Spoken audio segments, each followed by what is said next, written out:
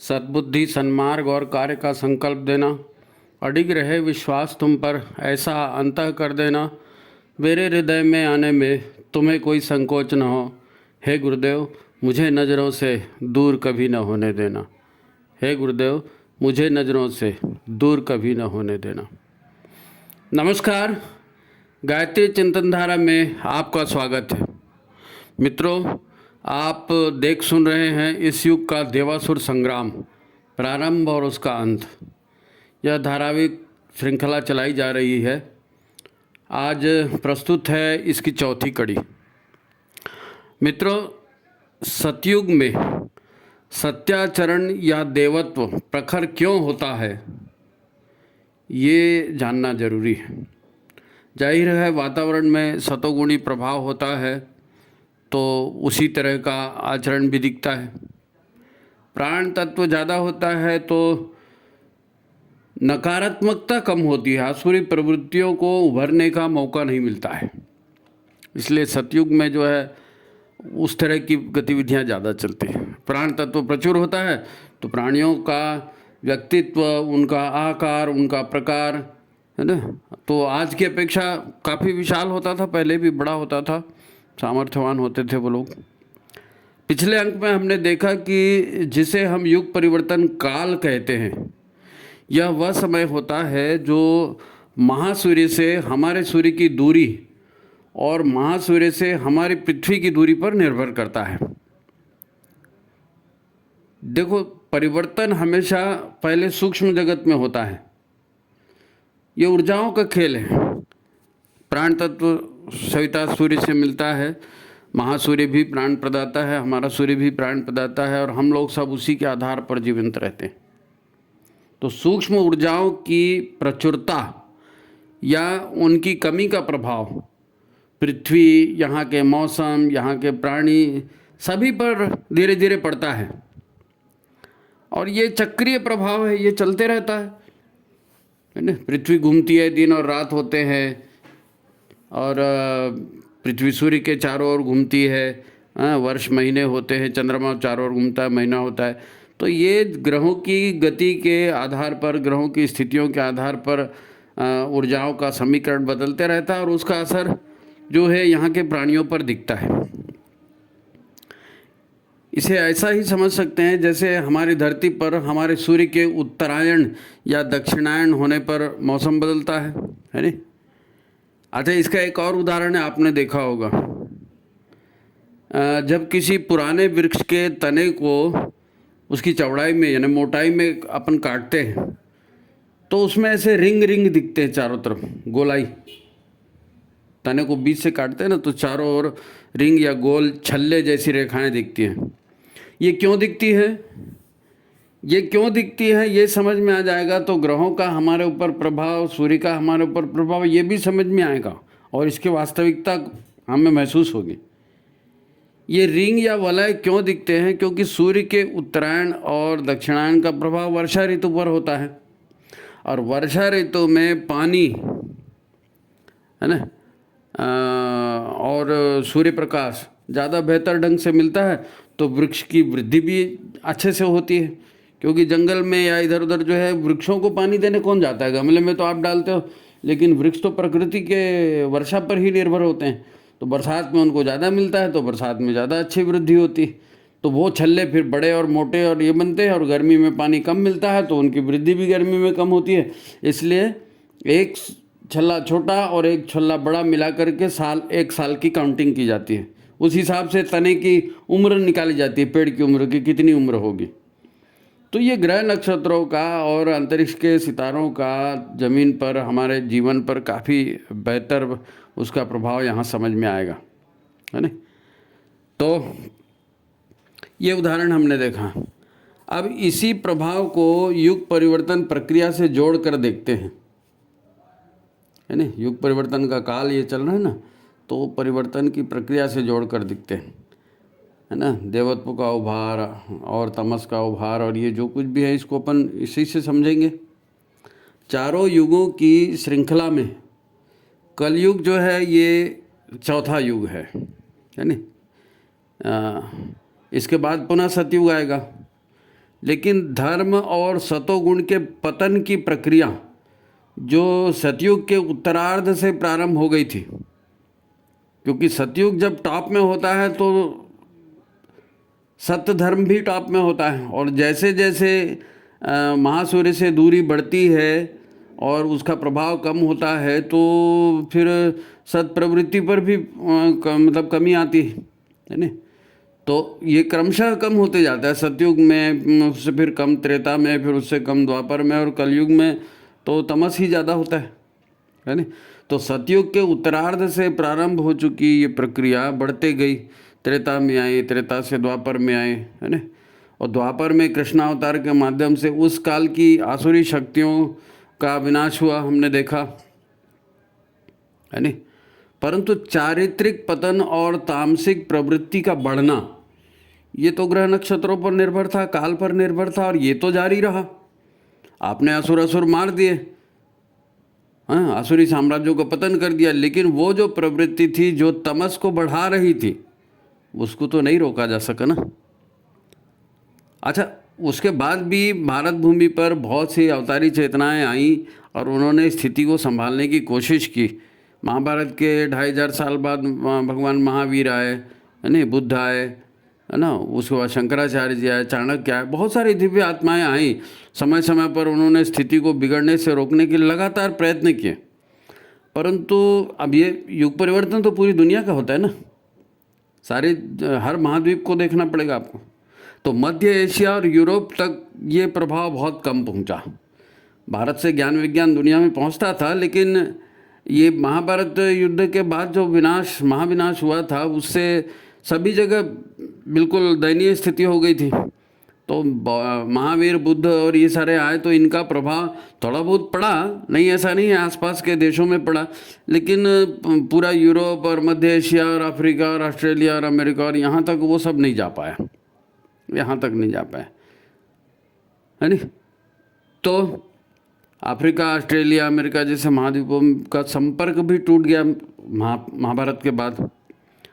अब 2200 वर्ष पूर्व, है ना, आज से हम आज की बात करें कि आज से 2500 साल पहले ये हुए महावीर बुद्ध, लेकिन 2200 वर्ष पूर्व ईसा नामक एक समाज सुधारक संत, है ना, वो उधर जेरूशलम में पैदा हुए थे, मध्य एशिया और यूरोप के जो बाउंड्री वहाँ पे, तो वो वहाँ पैदा हुए और ज्ञान अर्जन के लिए वो आए, भारत में आए, कश्मीर में आए। कश्मीर उस समय ज्ञान का केंद्र था। यहाँ पर आए, उन्होंने अध्ययन किया, गीता, भागवत, महाभारत, और फिर तिब्बत तक गए, योग प्राणायाम सब सीखा उन्होंने, है ना। तो ऐसा कई लोग कहते हैं कि क्रिश्चियनिटी जो शब्द है वो कृष्ण नीति से बना है, वो यहाँ भारत से कृष्ण नीति सीख के गए। तो ये सब उन्होंने सीखा और ये योग का संदेश लेकर मध्य एशिया में गए भी।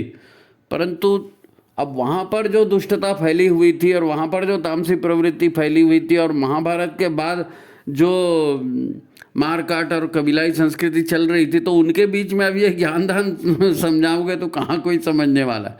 तो भारी महंगा पड़ा उनको, ज्ञान दान सिखाना जो है ईसा को भारी महंगा पड़ा। और हम जानते हैं कि उन्होंने पकड़ के ईसा को सूली पे चढ़ा दिया, मार डाला। कुछ ऐसा ही हुआ था 1400 वर्ष पूर्व मोहम्मद जी का भी जन्म हुआ था, वो मध्य एशिया में इनका भी जन्म हुआ था मोहम्मद का, है ना। और पारस, या जिसको आजकल ईरान कहते हैं, इसको पहले पारस कहते थे, है नी। तो पारस जिसे कहते हैं, यहाँ भी प्राचीन वैदिक धर्म की संस्कृति के टूटे फूटे अंश वहाँ प्रचलित थे। तो 13वीं सदी पूर्व तक की ये जो मोहम्मद की जो कहानी है ना, तो इनके भी तथाकथित अनुयायियों ने इनको मार डाला और इनके नाम पर फिर लूटपाट तो सब कर ही रहे थे ना, कबीलाई संस्कृति चल रही थी। तो फिर इन्होंने इनको जब बाइबल मिल गई और इनको जब कुरान मिल गया तो उसके नाम पर इन्होंने अपनी नेतागिरी, गुंडागर्दी, वो इधर उधर, बड़ा मारकाट का इतिहास है इन धर्मों के प्रचार का। तो सबसे ईरान को तो पूरा रौंद डाला इन्होंने। दरअसल ईसा और मोहम्मद के उपदेशों का 500-600 वर्षों बाद पहली बार पुस्तकाकार रूप में लिया गया। तब तक कबीलाई लूट की संस्कृति पूरी तरह जड़ जमा चुकी थी ना, इसलिए इनका उतना प्रभाव नहीं हो पाया। मध्य एशिया, पश्चिम एशिया, यानी पश्चिम एशिया जिसको मतलब जब अंग्रेजों ने वो किया ना, उसको आधिपत्य में लिया था, ऑटोमन साम्राज्य कहते थे पश्चिम एशिया को, ऑटोमन साम्राज्य। तो वो संपूर्ण यूरोप में जो है और वहाँ पश्चिम एशिया, मध्य एशिया में ये तो आदिम युग जैसी स्थितियाँ पहुँच चुकी थी। इसलिए ईसा और मोहम्मद की शिक्षाओं का कोई बहुत ज़्यादा प्रभाव नहीं हुआ। 500 साल के बाद उनके नाम से ग्रंथ लिखे गए। अब सोचो जिन्होंने लिखा उन्होंने उनके नाम से ही सब अपने व्यापार लूट को चलाया होगा। 500 वर्ष में क्या बचता है जी। खैर, ये प्रवृत्तियां जो बढ़ती जा रही थी लूट खसोट की, ये इन अवतारी चेतनाओं के आने के बाद भी नहीं रुकी। ये मेन बात है। कृषि उद्योग बचे नहीं थे पश्चिम एशिया में और यूरोप में, है ना। महाभारत युद्ध बहुत विनाशकारी था, सारी दुनिया में विनाश हुआ था। तो ये शिकार और लूट, यही इनका मुख्य व्यवसाय था। आने जाने वालों को, व्यापारियों को लूटते थे, शिकार करते थे और खाते थे, कबीलाई रूप में रहते थे। यही इनका मुख्य काम बना था। और जब इनके हाथ में धार्मिक किताबें आ गई तो मूर्ति पूजक और यज्ञ करने वालों का तो उन्होंने पूरा सफाया कर दिया, वहाँ से सफाया कर दिया। विद्वेष और हिंसा से भरे हुए जाहिलों ने लूट खसोट कर उनको भी मार डाला कि भाई तुम हमारे धर्म को नहीं मानोगे तो तुम काफिर हो, तो तुमको जीने का कोई अधिकार नहीं है, और भगवान तो वो है, तुम कौन से भगवान को मानते हो, तो तोड़ो सारी मूर्तियों को तोड़ो, मंदिरों को तोड़ो। ये सारी दुनिया में चला है, उधर भी चला था। तो पहले बाइबल और बाद में कुरान को लेकर जो सुधारवादी आंदोलन जैसा शुरू हुआ था ना, तो समाज को कुछ अनुशासन में बांधने का प्रयास किया गया, परंतु ज्ञान, संस्कार और परिवार तंत्र इसको प्रतिष्ठित नहीं कर पाए। और मनुष्य की पीढ़ी का निर्माण तो यही इसी से होता है, ज्ञान, संस्कार और परिवार तंत्र में। अब ये तंत्र जब पालन नहीं हो पाया तो हालात तो बिगड़ते गए, है ना। धार्मिक अनुशासन के नाम पर कट्टरवाद ने जड़ें जमा ली। ईसाइयत में भी कट्टरवाद और इस्लाम में भी कट्टरवाद, वो सब तलवार के जोर पर बढ़े। और ये आपस में भी इनकी बहुत संघर्ष हुए हैं यूरोप और मध्य एशिया में, ईसाइयों के और मुसलमानों के बहुत संघर्ष हुए, इतिहास में पूरा भरा पड़ा है। तो सुधार की कहीं से कोई गुंजाइश नहीं दिख रही थी। बाइबल और कुरान की शिक्षाओं के मनमाने ढंग से अर्थ निकाले जाते थे, और अब मंदिर परंपरा को चालू रखना संभव नहीं था, लेकिन लोगों के भीतर श्रद्धा थी। तो संगठनात्मक फायदे के लिए चर्च और मस्जिद और ऐसे केंद्र बनाए गए जहाँ पर समाज के लोग इकट्ठे होते थे और वहाँ से उनको आदेश दिया जाता था। और धर्म भीरू थे, शिक्षा का प्रसार नहीं होता था, तो जो भी पुजारी या पादरी या मुल्ला या जो भी मौलाना जो बोल देते थे वही धर्म हो जाता था। सब लोग उसी आधार पर चलते थे, है ना। तो पादरी और मौलाना का महिमा मंडन इस समय में बढ़ते गया। राज सत्ता के समानांतर धर्म सत्ता भी चलती थी। राजा भी होते थे, लेकिन राज सत्ता जो है ना हमेशा डरती थी, क्योंकि मुख्य जो है हर हफ्ते, अब आप चर्च में जा रहे हो, हर हफ्ते मस्जिद में जा रहे हो, वहाँ जो आपको धर्म की शिक्षा दी जा रही है भगवान के नाम पे, तो लोग राजा को मानेंगे कि भगवान की शिक्षा को मानेंगे। इसलिए पादरियों का और मुल्ला मौलवियों का एक सत्ता केंद्र अलग चलता था और एक राज्य सत्ता अलग चलती थी। लेकिन इन दोनों को चाहिए पैसा, और वो पैसा आता था लुटेरों से, क्योंकि कबीलाई संस्कृति से लूट का हिस्सा उनको मिलेगा, तब तो वो धर्म की गतिविधियां चलाएंगे, पादरी की तनख्वाह देंगे, मुल्ला की तनख्वाह देंगे, है नहीं। तो फिर धर्म सत्ता जो है और राज सत्ता जो है ये लुटेरे के अनुकूल ही चलने लगी। अब याद रहे, हम ये बातें क्यों कर रहे हैं, चर्चा इसलिए कर रहे हैं ताकि ये बात हमारे ठीक से समझ में आ जाए कि भारत के धर्मद्रोहियों और देशद्रोहियों ने इन्हीं लुटेरी सत्ताओं को भारत में आमंत्रित किया, इनका स्वागत किया, इनको भारत में स्थापित किया। भारत पौरुषवान था, ज्ञानवान था, और हमारे धर्माचार्यों ने काफ़ी अच्छी एक व्यवस्था को मेंटेन करके रखा था उस द्वापर के महाविनाश के बाद भी। लेकिन बात वही है कि कलयुग का काल था, तामसिक प्रवृत्तियाँ बढ़ रही थी, तो आपसी विद्वेष में इन्होंने विदेशी आक्रांताओं को बुलाया, उनका स्वागत किया, इसलिए तो भारत गुलाम हुआ। नहीं तो भारत क्यों गुलाम होता। और गुलाम हुआ और सारी क्रूरता झेली, मंदिर टूटे, समाज का जितना दमन हो सकता था उस काल में पूरा हुआ। अच्छा, जैसे भारत में संत हुए, ऐसे पश्चिमी देशों में भी संत हुए, विचारक हुए, दार्शनिक हुए, है नहीं। आपने सुकरात का नाम सुना होगा, प्लेटो का नाम सुना होगा, अरस्तु, कोपरनिकस, ऐसे बहुत सारे लोग पश्चिम में भी पैदा हुए, लेकिन इन्होंने वो प्रचलित धर्माचार्यों के विरुद्ध सत्य की बात कही ना, तो उन्होंने इनको ढूंढ ढूंढ के मार डाला। किसी को जहर दिया, किसी को सूली चढ़ा दिया, किसी को मार डाला, पत्थर से कुचल दिया, कुछ भी किया। तो पश्चिम में वो चीज़ सम्मान नहीं प्राप्त कर सकी, इन दार्शनिकों ये सुधार नहीं पाए, क्योंकि ये देवासुर संग्राम जो है लगातार चलते रहता है। जब पतन की प्रक्रिया चल रही है तो जो सूक्ष्म आत्माएं हैं, दिव्य आत्माएं हैं, वो मानवता के सुधार के लिए सारी दुनिया में जन्म लेती हैं। देवभूमि भारत है, यहाँ थोड़ा अच्छे लोग, ज़्यादा ताकत वाले आते हैं और ज़्यादा अच्छे से काम होता है, लेकिन फिर भी आते तो सारी दुनिया में है ना। तो यूरोप में भी आए थे, लेकिन उनकी चली नहीं, उनको मार डाला गया। अब जब यवन, मंगोल, मुगल आदि लुटेरों ने भारत को लूटा, यहाँ राज्य स्थापित किए, तो भारत में धर्म की हानि अधिक तेजी से हुई। चारित्रिक पतन भारत में अधिक तेजी से हुआ, यानी ग्रह नक्षत्रों से जो काल के प्रभाव से हो रहा था वो तो हो ही रहा था, लेकिन शासक दुष्ट हो गए, है ना, शासक दुष्ट हो गए, हिंसक हो गए, तो फिर समाज और भी ज़्यादा तेजी से पतन की ओर गया। अंग्रेज ज़्यादा चालाक निकले, उन्होंने अपने 200 वर्षों के शासन में भारतीय समाज को पूरी तरह से मानसिक रूप से गुलाम बनाया। मुसलमानों ने मानसिक रूप से गुलाम नहीं बनाया था, लेकिन अंग्रेजों ने मानसिक रूप से गुलाम, वो ज़्यादा चालाक निकले।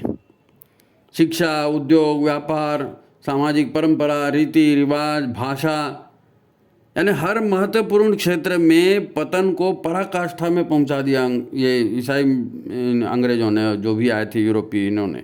सारी दुनिया में हुआ, भारत में तो हुआ, सारी दुनिया में हुआ, अमेरिका में भी हुआ। पूरा प्रयास किया गया विनाश का और अपने भीतर दबा कर रखने का।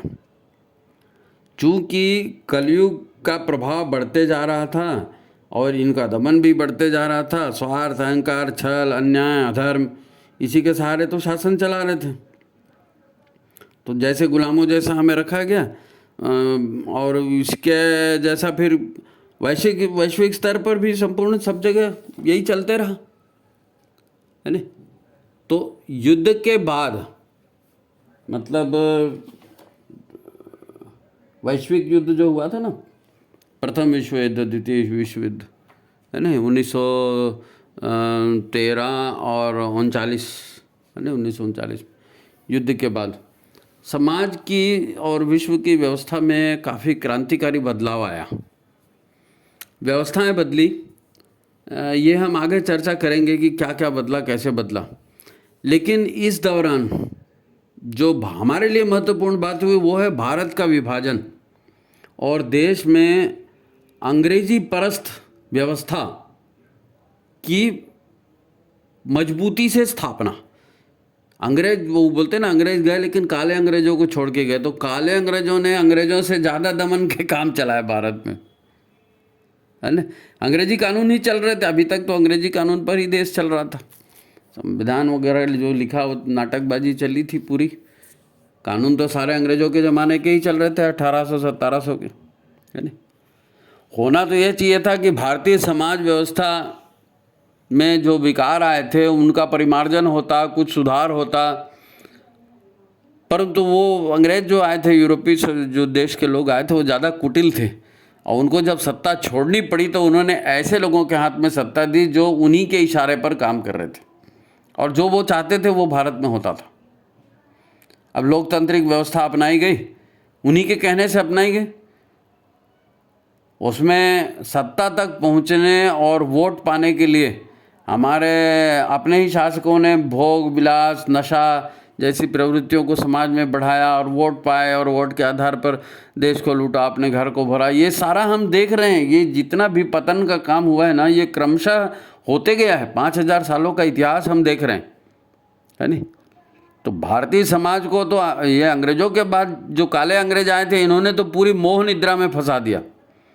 मोह निद्रा मतलब एक तरफ तो ये हुआ कि चलो अंग्रेज चले गए, अब ऐश करेंगे, अब अपना राज है। तो अपना राज है माने मनमानी, पूरा समाज, वो फिल्में भी चल पड़ी, पूरा समाज जो है प्यार मोहब्बत में लग गया, यानी सास बहू के झगड़े में लग गया। और इसमें भारत की, हिंदू समाज की कमियां गिनाई गई ना हर जगह, कि तुम तो घटिया हो, तुम्हारे यहाँ तो ये था, तुम्हारे यहाँ तो वो था। तो जो दमनकारी शिक्षा जो दी गई थी वो तो पूरी वैसे ही चल रही थी, अंग्रेज चले गए उसके बावजूद भी चल रही थी। नहीं नहीं नहीं, संस्कृत नहीं चलेगी, नहीं नहीं नहीं, हिंदी नहीं चलेगी, दक्षिण अलग उत्तर अलग, ये सब आसुरी प्रवृत्तियाँ हैं, लड़ाने की प्रवृत्तियाँ, ये सब बिंदास अभी तक चल रही थी। दूसरी तरफ और भी रहस्यपूर्ण व्यवस्थाएं चलाई जाने लगी। ये बड़ी महत्वपूर्ण बातें हैं, क्योंकि हम लड़ रहे हैं आसुरी शक्तियों से, तो इन आसुरी शक्तियों का भी संगठन चल रहा है, इन आसुरी शक्तियों की भी अपनी व्यवस्था चल रही है, उनका अपना तंत्र चल रहा है। हमको ये बताया गया कि हमारे शरीर में ही देवता है, हमारे शरीर में ही राक्षस है, वहाँ तक ठीक है, लेकिन हमारे शरीर के देवत्व को बढ़ाने के लिए जैसे गुरु आते हैं ना, अवतारी चेतना आती है, वैसे हमारे अंदर की राक्षसी वृत्तियों को बढ़ाने वाले भी तो संगठन काम कर रहे हैं ना। हम उसका अध्ययन कर रहे हैं कि वो व्यवस्था कैसे चलाई गई।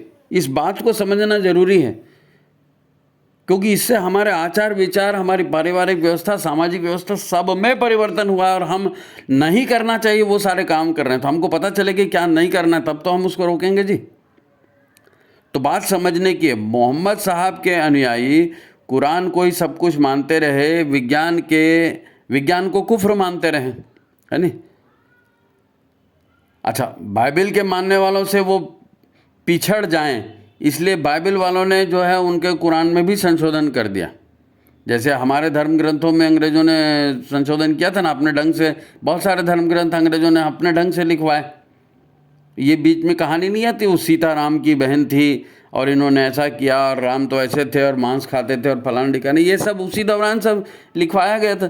तो ऐसे ही कुरान में भी उन्होंने परिवर्तन कराया, क्योंकि जो लुटेरी संस्थाएं थीं जो मध्य एशिया और यूरोप की, इनमें वो चालाक तो पश्चिमी लोग ज़्यादा थे ना, यूरोप के लोग ज़्यादा चालाक थे, और यूरोप लोग के लोगों ने अपने चालाकी से, इस्लाम फैला तलवार से, और यूरोपियन धर्म और ईसाइयत फैली चालाकी से, धर्म परिवर्तन से, चालाकी, हर जगह छल कपट से।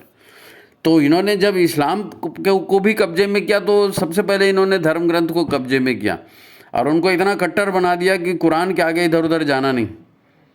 अब उसमें वो 72 हूर का कॉन्सेप्ट, और महिलाओं को ये करना और पुरुषों को ये करना, जाने कितने, पूरे 72, पता नहीं 70-72 कितने कुरान लिखे गए। और ये यूरोप वासियों ने सिर्फ इसलिए लिखा है कि नई शिक्षा का असर इनके ऊपर न पड़े। नई शिक्षा, क्योंकि जो सीखेगा पढ़ेगा उसको सत्य समझ में आएगा, तो इनके विरोध में आएगा ना। तो पूरा का पूरा इस्लाम को दबाने का उन्होंने एक ही तरीका सोचा कि इनके धर्म ग्रंथों को ये किया जाए और इनको फंसा दिया जाए, किसमें, मदरसों में, कि आप तो मदरसे को पढ़ते रहो, ये विज्ञान कुफ्र है, इसके चक्कर में मत पढ़ो, और जंगली के जंगली बने रहो, और आखिरी में ऊँट में ही चलो, गधे पे ही चलो। तो इस टाइप का उन्होंने ये ढंग अपनाया था, और आज भी चल रहा है। आज भी अरब देशों में जितनी लड़ाइयाँ हो रही हैं, करे कौन कौन लड़ता है जी, ये सब उनको लड़वाया जाता है, हथियार दिया जाता है, पेट्रोलियम लिया जाता है, और वो इराक ईरान को लड़ा रहे हैं, उनको लीबिया को लड़ा रहे हैं, कर्नल गद्दाफी को करा रहे हैं, ईरान से इस पर प्रतिबंध, उस पर प्रतिबंध, ये सब षड्यंत्र उस समय भी चल रहे थे, अभी भी चल रहे। तो अब उसके बाद ये सारी दुनिया में चल रहा था, और धीरे धीरे विज्ञान की उन्नति हो गई जी, और बाद में छापा खाना आ गया तो अखबार भी आ गए, इसी बीच फिर रेडियो भी चलने लगा, तो मनोरंजन के प्रचार के कार्यक्रम होने लगे, समाचार आने लगे, लोगों के पास समाचार पहुंचना जो है ना, ये बड़ा क्रांतिकारी परिवर्तन का काल रहा है। यानी ये जो कलयुग है, जिसे मशीनी युग भी कहते हैं, तो मशीनों की भी, मतलब विज्ञान के साथ मशीनों का भी प्रभाव पड़ते गया, उसी से ये छापा खाना और अखबार और रेडियो और ये सब चले, तो उसी के आधार पर चले ना, इलेक्ट्रिसिटी और स्टीम से। तो ये जो अन्य जो दुनिया भर के देशों में यूरोपीय देशों ने जो उपनिवेश बना कर रखे थे, लूट तंत्र चला कर रखे थे, वहाँ भी जागृति चालू हो गई। भी जागृति, अखबार छपने लगा, कहानी छपने लगी, तो लोगों को अपना प्राचीन गौरव याद आने लगा। तो कोई ना कोई सात्विक प्रवृत्ति वाले जो इंसान होते थे, वो सबको संगठित करके इनके विरुद्ध में तो जाते ही थे, उपनिवेशों का विद्रोह करना उन्होंने शुरू कर दिया था। अब ये जो उपनिवेशवादी थे, ये जो अंग्रेज थे, यूरोपीय लोग थे, ये अपनी इमेज को ख़राब करना नहीं चाहते थे, और लूट तंत्र जो है इसका स्वरूप बदलने पर विचार करने लगे। क्योंकि यार ये सब समाचार जा रहे हैं, सारे देश विदेश को समझ में आ रहा है, लोग यानी वो एक बार इन्होंने क्या किया था, वो खलीफा को हटा दिया था, मुसलमानों के धर्मगुरु खलीफा होता उसको हटा दिया था। तो भारत में फिर इन्होंने खिलाफत आंदोलन चला दिया कि नहीं, हमारे धर्मगुरुओं को इन्होंने क्यों हटाया, हमें करे। तो कैसे भी करके मतलब प्रचार से समाचार पहुंच जाते थे, समाचार से फिर लोग विद्रोह भी करते थे ना। 1857 का विद्रोह भी हुआ, वो लड़ाई हुई जिसको स्वाधीनता संग्राम कहते हैं, पहला स्वाधीनता संग्राम। ये सब समाचारों के फैलने के कारण हुआ। अब लूट का तंत्र बदलने का विचार किया गया, सारे लुटेरे इकट्ठे हुए और इन्होंने सिस्टम को चेंज किया। अब ये कौन थे और इन्होंने क्या विचार किया? तो यह विचार उन यूरोपीय लुटेरी कंपनियों का था, उनकी प्रचार तंत्र से लूट और हिंसा का भी प्रचार होता था। इसलिए उन्होंने उपनिवेशवाद, है नहीं, उपनिवेशवाद की जो है वो कलाई न खुले, इसलिए विश्व व्यवस्था पर कब्जा करने के लिए इन लोगों ने ये जो कबीलाई लुटेरे थे, मैं आखिरी तक इनको कबीलाई लुटेरे ही कहूँगा, क्योंकि इनके पीछे जो है ना दर्शन का कोई विज्ञान नहीं है। ये ईट ड्रिंक एंड बी मेरी वाले लोग हैं, खाओ पियो और भोग करो वाले। उनके पीछे कोई ऐसा आत्मा और कर्मफल और पुनर्जन्म और ये सब जो वैज्ञानिक संरचना है उसको तो मानते ही नहीं ना लोग, तो किताब से बंधे हुए खाली उसी से। तो जब भी ये इनका उल्लेख आएगा तो मैं बार बार आपको यही बोलूँगा कि ये कबीलाई लुटेरे, है नहीं, अपने देश में भी वास्तविक सत्ता पर भी इन्हीं के पास होती थी। ये जो लुटेरे जैसे भारत में आए, तो भारत में ईस्ट इंडिया कंपनी आई थी ना, तो ईस्ट इंडिया कंपनी के लोगों ने भारत को लूटा है। अब दिक्कत ये थी कि इंग्लैंड इतना बड़ा, भारत इतना बड़ा, है ना, तो उतनी सेना और उतनी पुलिस भी नहीं भेज सकते थे वो। इसलिए अपने आप को बचाने के लिए उन्होंने फिर जो है ब्रिटेन की महारानी को जो है भारत की महारानी भी घोषित किया। इधर ईसाई चर्च जो था, धर्म प्रचारक, उनका भी वो सहारा ले रहे थे अपने आप को बचाने के लिए, और ब्रिटेन की राज सत्ता का भी सहारा लिया उन्होंने अपने आप को बचाने के लिए। वो तो वास्तविक सत्ता इन्हीं के पास थी, लेकिन चूंकि ये कमाते थे तो अपने कमाई का अंश राजा को भी देते थे और अपने कमाई का अंश चर्च को भी देते थे और उनसे आशीर्वाद लेते थे। मेन सत्ता तो इन लुटेरी कंपनियों के ही पास थी ना। तो अपने देश में भी वास्तविक सत्ता इनके पास होने के कारण इंग्लैंड में ये लुटेरे जो थे ना, ये क्या बन गए, भगवान बन गए। लोग इनको लॉर्ड कहते थे, लॉर्ड। अब अपने यहाँ लॉर्ड राम, लॉर्ड कृष्ण कहते हैं। वास्तव में लॉर्ड जो है ना, ये भगवान, उन्होंने अपने आप को सम्मानित करवाया। भाई आपने ब्रिटिश का वो सुनी ना, संसद का नाम लॉर्ड, वो क्या बोलते हैं उसको, lords of common, lords of common. और एक मतलब उनकी संसद को ही कहते थे जो लॉर्ड्स लोगों का समूह, क्योंकि ये लोग ही तय करते थे कि ब्रिटेन की महारानी को क्या बोलना है, कैसे शासन चलाना है, इनके आधार पर चलता था। अब ये लॉर्ड यानी भगवान, तो ऐसे ही आप सोचो कितने शक्ति संपन्न माने जाते थे ये। तो चूँकि समाज पर चर्च की पकड़ थी और राज्य में राजाओं की, तो इन्हें सम्मान देने के लिए ही रखा गया था खाली, परंतु वास्तविक सत्ता हाउस ऑफ लॉर्ड्स को ही होती थी। इस बात को जान लें। कहने को ब्रिटेन में महारानी या चर्च की भारत में सत्ता थी, परंतु वास्तविक लूट का बहुत कम हिस्सा इन लोगों को मिलता था। असली हिस्सा तो कंपनी खा जाती थी। असली हिस्सा कंपनी, किसको कहाँ नियुक्त करना है, कितना टैक्स लगाना है, कहाँ से पैसा वसूल करना है, कहाँ जाएगा, ये वो महारानी को क्या मालूम और चर्च को क्या मालूम। उनको तो जितना दान में मिल गया उतना मिल गया, बाकी तो लुटेरे यही थे। तो 100-125 वर्षों तक अपने उपनिवेशों की वास्तविक लूट ये कर चुके थे। 100-125 वर्षों की वास्तविक लूट ये कर चुके थे, पूरा निचोड़ लिया था जिस भी देश में गए थे। अब इधर विज्ञान का प्रचार होते गया, अखबार आया, प्रचार होते गया, तो इनकी बदनामी होने लगी ना, अखबारों में समाचार आने लगे, है नहीं, तो जनता के शोषण के भी समाचार आने लगे, इनकी बदनामी होने लगी।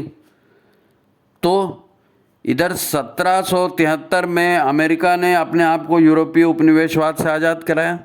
इतिहास की बात है, थोड़ी सी आपको समझना जरूर पड़ेगा, क्योंकि अमेरिका को भी इन्होंने गुलाम बनाया था। अमेरिका के 2.5 करोड़ मूल निवासियों का कत्ल करके यूरोपियों ने वहाँ अपना साम्राज्य स्थापित किया। आज जिसको संयुक्त राज्य अमेरिका कहते हैं, वहाँ कहीं स्पेन का, कहीं इटली का, कहीं ब्रिटेन का, कहीं फ्रांस का, ऐसे छोटे छोटे राज्य थे, उसको ज्वाइंट करके इन्होंने संयुक्त राज्य अमेरिका बनाया ना। तो अब यूरोप वाले वहाँ दादागिरी करते थे, तो उन्हीं के लोगों ने उन्हीं से संघर्ष किया था भाई। ये तो 1773 जो अमेरिका की आज़ादी बनाई जाती है, वो उनके अपने आपके ही विरुद्ध आज़ादी थी। अब भारत में भी हुआ था 1857 का जो पहला स्वाधीनता संग्राम हुआ था, भारत में भी हुआ था। तो कंपनियों में भारी दहशत फैल रही थी कि अरे भाई ये लोग आज़ाद होते जाएंगे तो हमारा तो लूट का साम्राज्य ख़त्म होता जाएगा, मैंने। तो ये 1914 और 1939 के जो प्रथम और द्वितीय विश्व युद्ध हुआ था, इससे ये बात स्पष्ट हो गई कि भाई आपस में भी लड़ेंगे, इन लोगों से भी लड़ेंगे, कहाँ कहाँ लड़ेंगे, तो हमारा साम्राज्य कैसे बचेगा, चल नहीं सकता। तब विश्व की बड़ी लुटेरी कंपनियों ने ये आपस में तय किया कि दुनिया के छोटे छोटे देशों, दुनिया को छोटे छोटे देशों में बांट दिया जाए। यानी हमारे बड़े बड़े साम्राज्य, अब इतने बड़े भारत को कब्जा कर लिया, इतने बड़े चीन को कब्जा कर लिया, इतने बड़ा ऑटोमन साम्राज्य को कब्जा कर लिया, क्योंकि षड्यंत्रों से किया ना, सारा कर तो लिया लेकिन रख नहीं पाए, उसको हजम नहीं कर पाए, मुंह से बड़ा कौर हो गया। तो अब इनके ऊपर राज तो करना है, तो बड़े राज्य अगर फ्री कर दिए तो इनकी सेना ज़्यादा, इनका पैसा ज़्यादा, तो उससे लूटेंगे कैसे। इसलिए हर जितने भी देशों में इन्होंने राज किया, छोटे छोटे राज्यों में बांट के गए सबको। ये जो 52 इस्लामिक देश कहते हैं, ऑटोमन साम्राज्य टूटा तो जरे जरे से लोगों को इन्होंने एक एक देश बना दिया। ऐसे ही सब जगह हुआ। और अब ये छोटे छोटे देशों में बांट तो दिया, और इन छोटे छोटे देशों पर इनको सत्ता चलानी थी। और द्वितीय विश्व युद्ध में पूरा यूरोप बर्बाद हो गया था, और सारे उपनिवेशिक जो थे, जैसे यूरोप की लड़ाई अंग्रेजों ने लड़ी बोलते हैं ना, तो लड़े तो हिंदुस्तानी सैनिक थे ना। यहाँ से ये महात्मा गांधी और नेहरू और इन्होंने सबको सेना में भर्ती करके और ये धर्म युद्ध है करके अंग्रेजों के पक्ष में लड़वाया था। तो लड़ने मरने वाले उपनिवेश वाले लोग थे, यानी इनको लड़वाया था। तो इनको फिर आगे भी इनको लड़वाना था ताकि इनकी सत्ता बनी रहे। तो वैश्विक स्तर पर इन्होंने एक मतलब साम्राज्य को अपने साम्राज्य को कंटिन्यू करने के लिए इन्होंने योजना बनाई।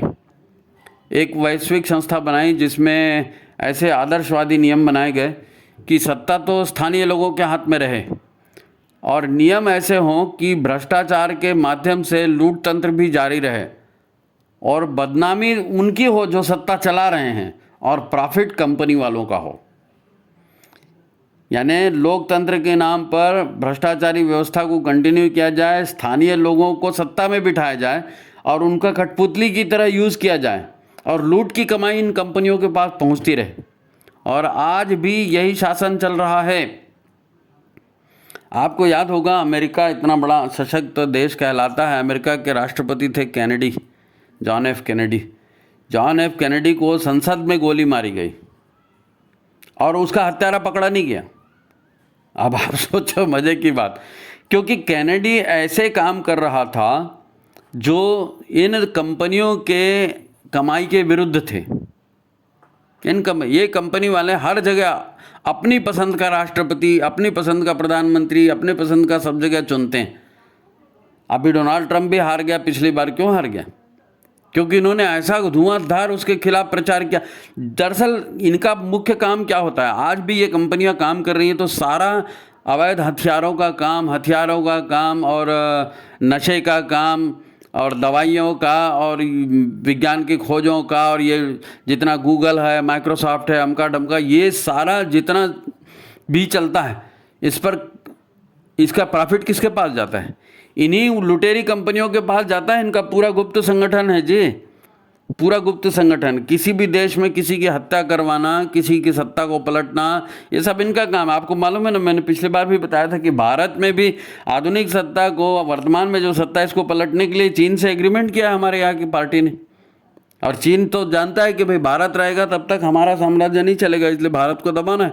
अब हमारे ही लोगों को रिश्वत देकर हमारे ही विरुद्ध लड़वा रहे हैं। ये सारी सत्ताएं ये चल रही, जितना भी देखो, एक मेन बात है कि सामान्य व्यक्ति हिंसक नहीं होता, सामान्य व्यक्ति सीधा साधा होता है और इनको गुलाम बनाना, इनका शोषण करना इनका मुख्य उद्देश्य होता है।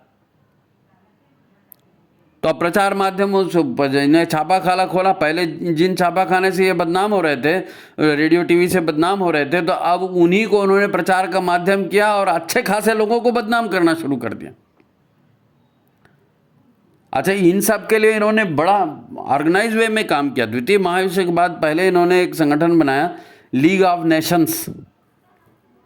League of Nations. अब आप सोचो कि जो हारे थके देश थे, है ना, विश्व युद्ध में पूरे बर्बाद हो गए थे, वो आपस में एक साथ आ गए और लीग ऑफ नेशन बना दिया। लेकिन कायदे कानून उसके ठीक से नहीं थे और उसको फिर भंग करना पड़ा और कुछ ही दिनों के बाद उसका शोधन करके इन्होंने संयुक्त राष्ट्र संघ बनाया। किसने बनाया? दिखने को तो ऐसा दिखता है कि ये साले यूरोपीय राज्य और बड़े बड़े देश थे, इन्होंने बैठ करके संयुक्त राष्ट्र संघ बनाया, लेकिन इसके पीछे वास्तव में वही हथियार निर्माता कंपनियां, कपड़ा निर्माता कंपनियां, कर्जा देने वाली कंपनियां, क्योंकि इन्होंने पूरी दुनिया को लूट के रखा था, सारी धन संपत्ति इनके पास थी ना। सरकारों को क्या दिया था जी? और जो सरकारों को दिया वो राजा खा गए, जो चर्च को दिया वो चर्च वाले खा गए। लेकिन ये लुटेरी कंपनियों के पास तो धन इकट्ठा था। तो लीग ऑफ नेशंस सही नहीं चल पाया तो संयुक्त राष्ट्र संघ बनाया। आप कल्पना करें, द्वितीय विश्व युद्ध में न केवल यूरोपीय देश बल्कि सारे उपनिवेश भी गरीबी भूखमरी के शिकार हुए थे, परंतु इसी संयुक्त राष्ट्र संघ ने विश्व बैंक बनाया और विश्व बैंक बना करके सारे देशों के विकास के लिए बड़े बड़े कर्जे दिए। कहाँ से आया होगा ये धन? कहाँ से आया होगा धन? आप कोर्ट कचहरी लड़ते हैं, लड़ते लड़ते पूरा पैसा वकीलों में, कोर्ट में घुस जाता है, आदमी के पास कुछ नहीं बचता। ये सारा पहला विश्व युद्ध हुआ, दूसरा विश्व युद्ध हुआ, जो लड़ने वाले थे देश वो भी बर्बाद हुए और उपनिवेश वाले भी बर्बाद हुए। फिर सारी दुनिया को कर्जा देने के लिए धन आया कहाँ से? विश्व बैंक में इतना पैसा आया कहाँ से? तो ये लुटेरी कंपनियों का पैसा था, इन्होंने लोगों को फिर से कर्जे दिए, है ना।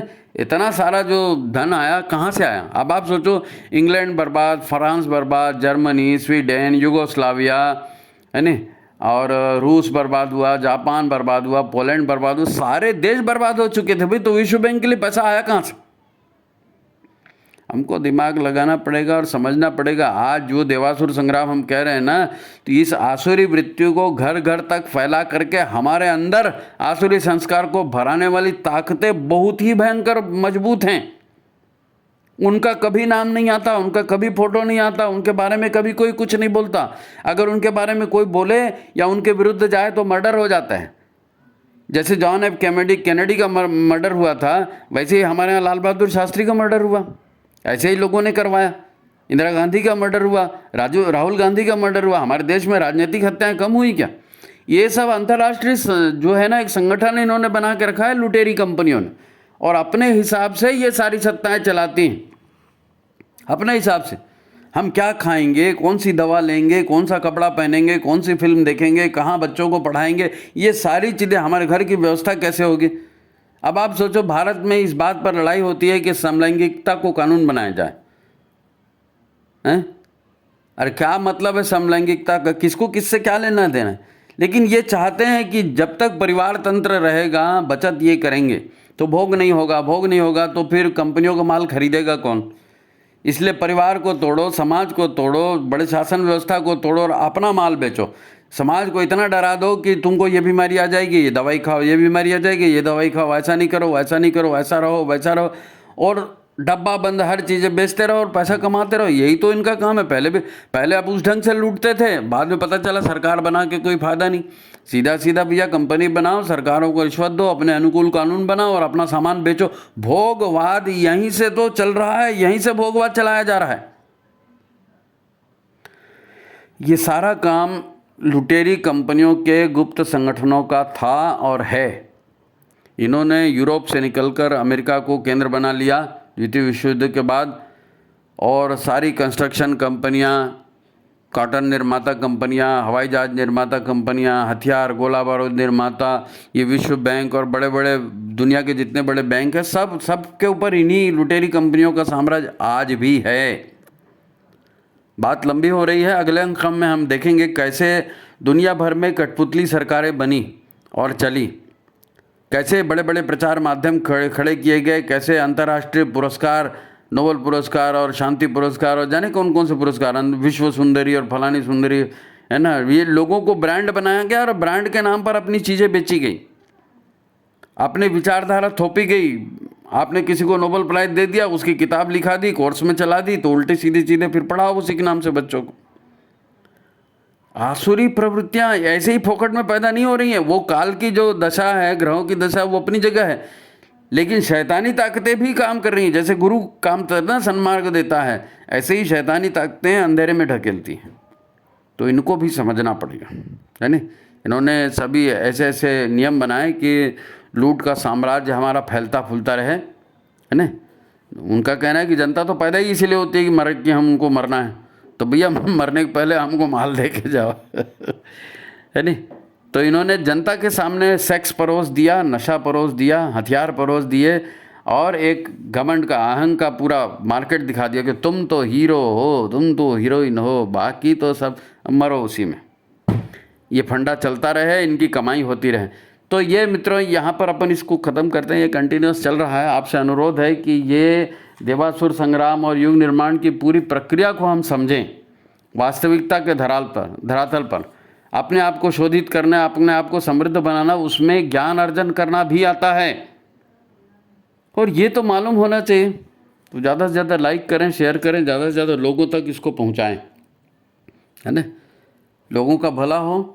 भगवान चाहते हैं कि अच्छाई बढ़े और सब लोग सज्जन बने और बढ़िया वातावरण बने। तो हमको और आपको इस सारे तंत्र को समझ करके और इसको अपने देवत्व के तंत्र को मजबूत बनाने के लिए काम करना पड़ेगा। तो ठीक है, शेष अगले अंक में देखेंगे, है ना। लाइक करिए, शेयर करिए, ज़्यादा से ज़्यादा लोगों तक इसको पहुंचाइए। सभी को नमस्कार, प्रणाम।